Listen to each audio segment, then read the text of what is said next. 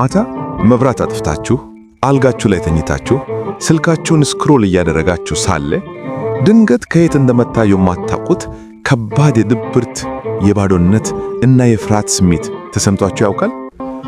አካላችሁ አልጋ ላይ ነው፣ አእምሮአችሁ ግን በሺህ የሚቆጠሩ የሰዎችን የውሸት ሕይወት፣ ሐሜት እና ጩኸት እየተጋተ ነው።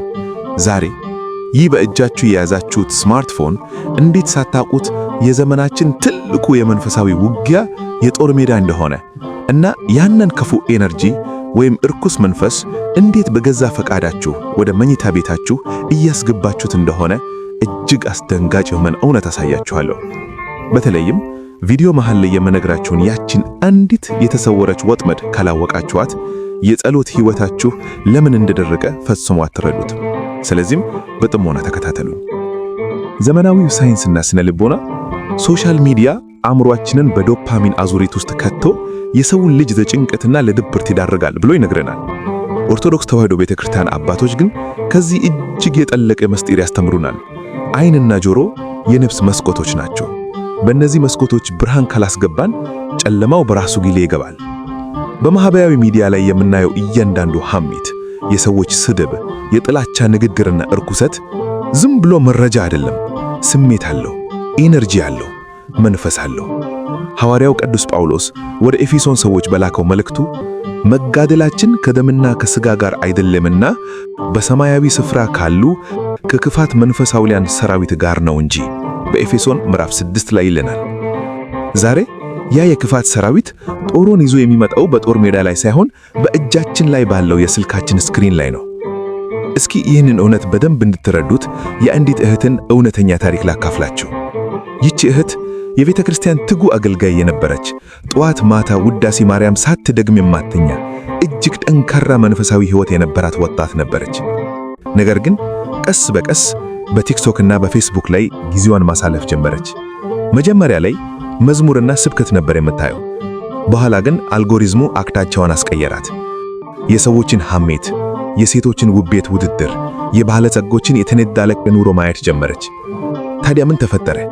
ሳታውቀው የራሷን ሕይወት ከነሱ ጋር ማወዳደር ጀመረች። እኔ ለምን እንደነሱ አላምርም? እኔስ ለምን እንደነሱ አያልፍልኝም? የሚል ጥልቅ የቅሬታ መንፈስ ልቧን ሰበረው። የጸሎት ሰዓቷን ሶሻል ሚዲያ ነጠቀው። በመጨረሻም ከቤተ ክርስቲያን ርቃ ከባድ የድብርት ህመም ሆና አልጋ ላይ እስከመዋል ደረሰች። አያችሁ፣ ጠላት ዲያብሎስ እሷን ለማውደቅ ወደ መጠጥ ቤት አልወሰዳትም። ዝም ብሎ ስልኳ ላይ ያለውን የመረጃ ቆሻሻ እንድትመገብ በማድረግ የክብር ዘውዷን አስጠላት። ታዲያ በዚህ አስፈሪ የዲጂታል ዘመን ራሳችንን፣ ስነ ልቦናችንን እና መንፈሳዊነታችንን ከዚህ ክፉ ኤነርጂ እንዴት እንጠብቀው? መፍትሄው ቴክኖሎጂውን መጣል ሳይሆን የራሳችንን መንፈሳዊ አጥር ማጠንከር ነው። ይህንን የምናደርግበት 3 ወሳኝ ጥንቃቄዎች አሉ። አንደኛው ጥንቃቄ የህዋሳት ጾም ወይም ዲጂታል ፋስቲንግ የሚባለው ነው።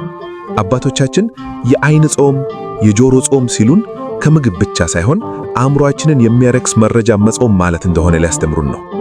ጌታችን መድኃኒታችን ኢየሱስ ክርስቶስ በመዋዕለ ትምህርቱ የሰውነት መብራት ዓይን ናት፣ ዓይንህ ታማሚ ብትሆን ግን ሰውነትህ ሁሉ የጨለመ ይሆናል ብሎናል።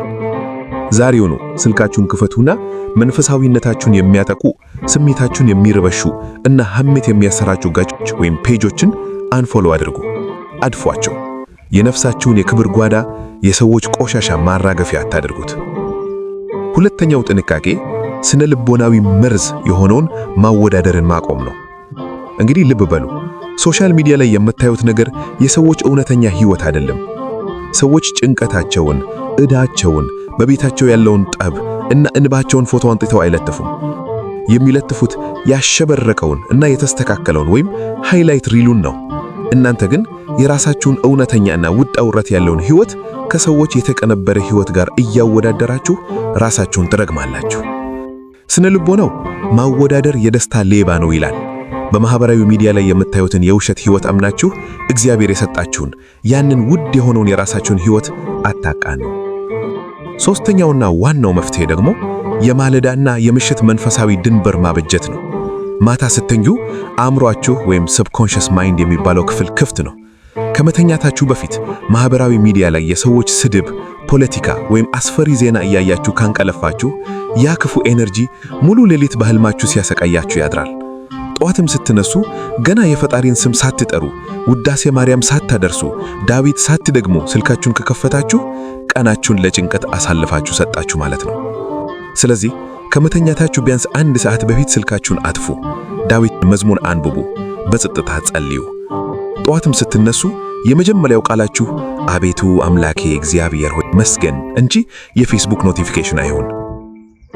ተወዳጆች፣ ይህ ስማርትፎን መሳሪያ ወይም ቱል ነው። እናንተ መሳሪያውን ተቆጣጠሩት እንጂ እርሱ የእናንተን አእምሮ፣ ጊዜና ነፍስ እንዲቆጣጠር አትፍቀዱለት። ከክፉ መረጃ፣ ከሐሜት እና ራሳችሁን ዝቅ ከማድረግ ወጥመድ አሁኑኑ ውጡ። አእምሮአችሁን በከፍተኛ መንፈሳዊ ትምህርት፣ በተስፋ ቃላትና በእግዚአብሔር ፍቅር ሙሉት። ይህ ትምህርት ዛሬ በሶሻል ሚዲያ ሱስ ለታሰሩ እና የልብ ሰላማቸውን ላጡ ወንድም እህቶቻችን ትልቅ የነፍስ መድኃኒት ስለሚሆን እባክዎን ቪዲዮን ሼር በማድረግ የበረከቱ ተካፋይ ይሁኑ። አስተያየታችሁንም ከሶሻል ሚዲያ ጋር ያላችሁን የዕለት ተዕለት ፈተና ከስር በኮሜንት አጋሩን። ሁላችንም እንማማርበት። አቤቱ የነፍሳችን እረኛና የዓይናችን ብርሃን እግዚአብሔር ሆይ፣ በዚህ በዲጂታል ዘመን ከሚመጣብን ስውር የመንፈሳዊ ውጊያ አእምሮአችንንና ሕሊናችንን ከሚያረክስ የመረጃ ቆሻሻ እንዲሁም ራሳችንን ከሰዎች ጋር ከማወዳደር የምቀኝነት መንፈስ ሰውረን። የነፍሳችንን መስኮቶች ዓይን እና ጆሮአችንን በተስፋ ቃልህና በቅዱሳን አባቶች ትምህርት ለመሙላት ጸጋውን ስጠን። ከመተኛታችን በፊትም ሆነ ጠዋት ስንነሳ የመጀመሪያው ሐሳባችን አንተን ማመስገን እንጂ የዓለም ጩኸት እንዳይሆን እርዳን። ሕይወታችንን በመለኮታዊ ሰላምህ እና ጥበብህ ጠብቅልን።